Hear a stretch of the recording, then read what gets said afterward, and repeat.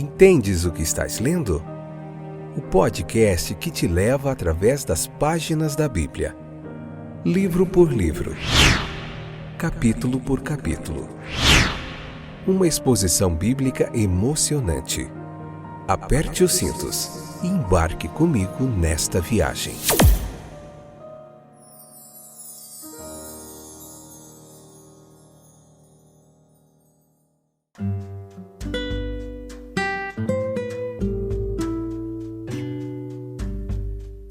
Olá, eu sou o Fábio e esse é mais um episódio do podcast Entendes o que estás lendo.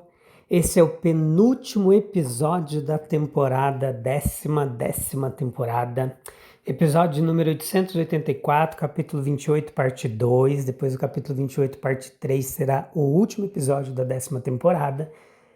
E o nosso propósito é começar a 11ª temporada logo em seguida com o livro de Josué, a introdução ao livro de Josué.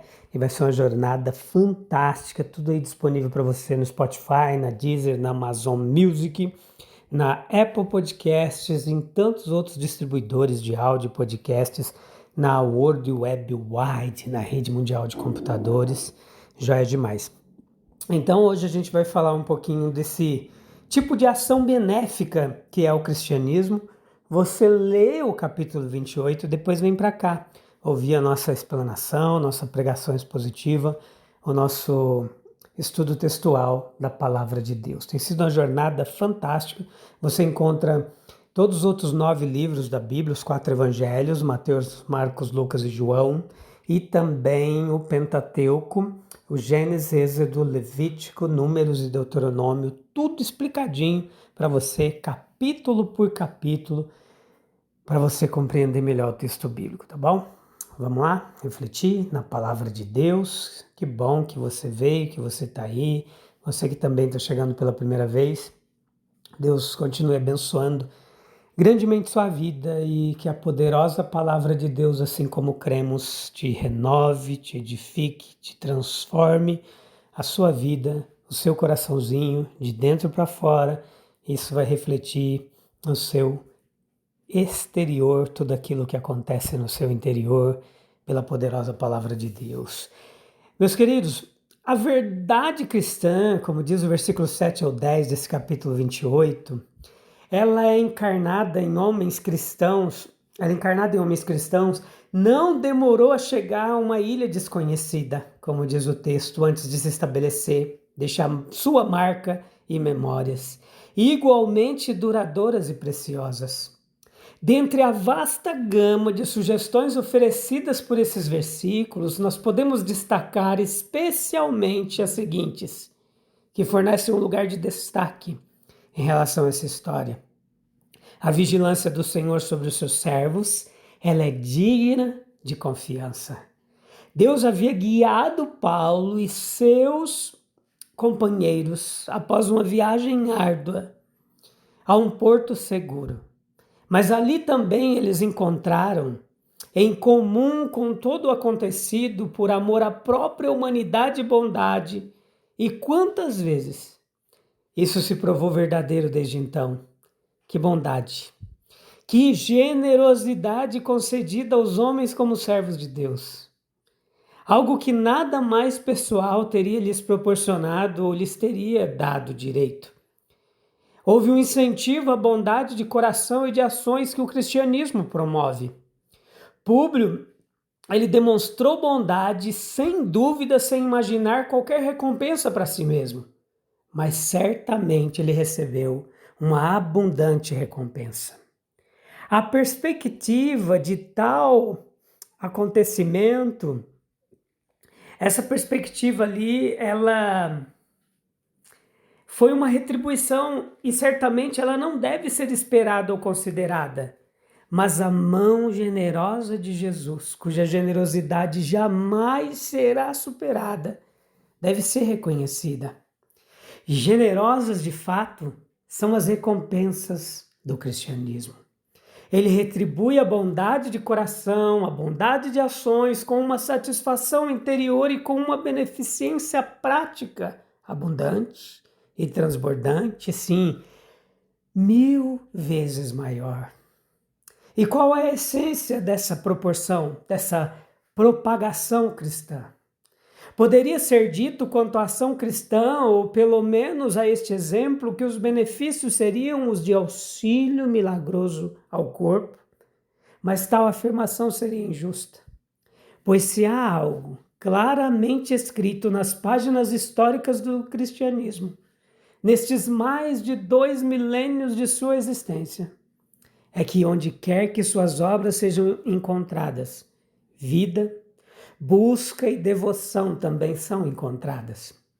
Sempre que almas são salvas, e onde quer que haja uma vida e um espírito de busca, ali então se encontra uma multidão sedenta. Quão profundamente parece residir no cerne do cristianismo a capacidade de evocar a gratidão daqueles que são mais amplos, fortes e práticos. É bem verdade que existe uma diferença enorme entre as bênçãos que o cristianismo oferece e o retorno que recebe daqueles que são mais profundo e verdadeiramente tocados por ele. Contudo, não deixa de ser verdade que quando estes trazem o seu melhor, mesmo que esse melhor esteja tão distante quanto a terra abaixo do céu, isso deve ser aceito como um verdadeiro testemunho de sua gratidão, agradável a Deus. Pelo que Paulo havia feito, os moradores daquela ilha retribuíram com muitas honras e, de fato, o supriram com tudo o que era necessário. Quão grande é a vantagem prática para qualquer grupo ou comunidade de pessoas ter entre seus membros um ou dois com a verdadeira essência cristã. Provavelmente, a referência específica do versículo 10 é a Paulo, seus colaboradores mais próximos, que se hospedaram com ele na casa de Públio e passaram a ser conhecidos juntamente a ele enquanto ele ensinava ou realizava milagres entre o povo. Contudo, em todo caso, certamente não nos é relatado nada do que eles disseram ou fizeram, até que nos seja contado como eles receberam a parte de todas as coisas generosas e abundantes oferecidas pelos habitantes da ilha, que também nos honraram com muitas honras e, quando partimos, nos supriram com tudo o que era necessário. É o que diz o texto. Nunca houve ninguém na companhia de Jesus que não tivesse oportunidade de tirar um proveito infinito disso. E não há ninguém na companhia do servo de Cristo, completo, honesto e intransigente, que não receba alguma parte desses benefícios. O cristão, ele retribui a bondade recebida. Versículo 8. Não muito longe do local do naufrágio ficava a residência de Públio, a principal autoridade da ilha. Provavelmente um representante do governo romano ligado à Sicília. Por ser Júlio um homem de posição, esse oficial romano que ostentava o título de protos, que era primeiro, uma designação local confirmada por inscrições históricas, ofereceu ao centurião uma hospitalidade calorosa, da qual Paulo e seus companheiros também participaram. Naquele tempo, o pai de Públio estava gravemente enfermo, acometido por febres recorrentes e desinteria. Lucas era médico, mas a cura não veio por meio de seus conhecimentos profissionais, e sim pela ação de Paulo, que entrou no quarto do enfermo, orou, impôs-lhe as mãos e o curou. A notícia, então, ela se espalha rapidamente pela pequena ilha, levando todos os que estavam doentes a procurar ajuda. E embora não haja registro da fundação de uma igreja ali, nós podemos estar certos de que Paulo não perdeu nenhuma oportunidade de anunciar o evangelho. Ele havia recebido bênçãos materiais e de bom grado ele retribuiu com bênçãos espirituais. Nós observamos, dentre tantas coisas, que os cristãos podem receber do mundo bênçãos materiais e circunstanciais. Essas são as bênçãos que o mundo pode oferecer. e são também reais necessidades dos cristãos. Elas podem ser exemplificadas por meio de hospitalidade, ação beneficente, expressões de solidariedade, consolo, ajuda prática no dia a dia.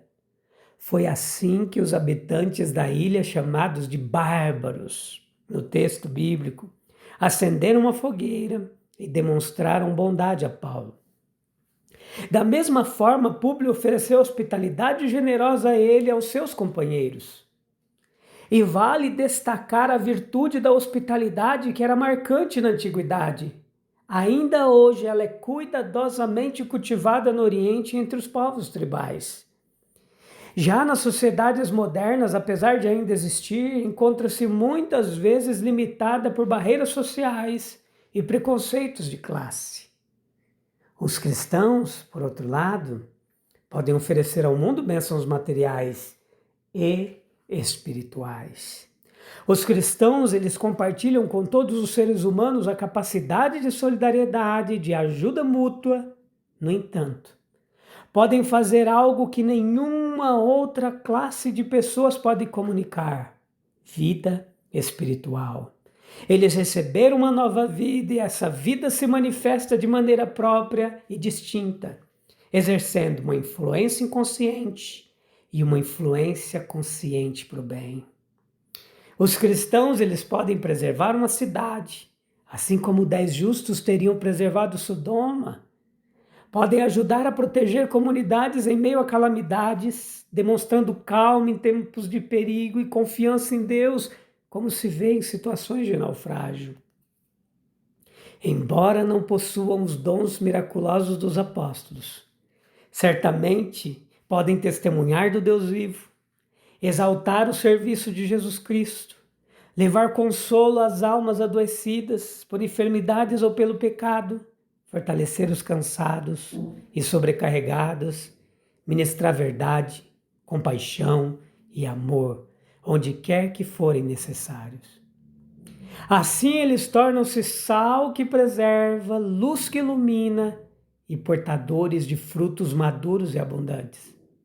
Exatamente aquilo de que o mundo tanto necessita para sua renovação e saúde espiritual. É importante enfatizar aquilo que o cristão pode ser e ele deve se esforçar para ser.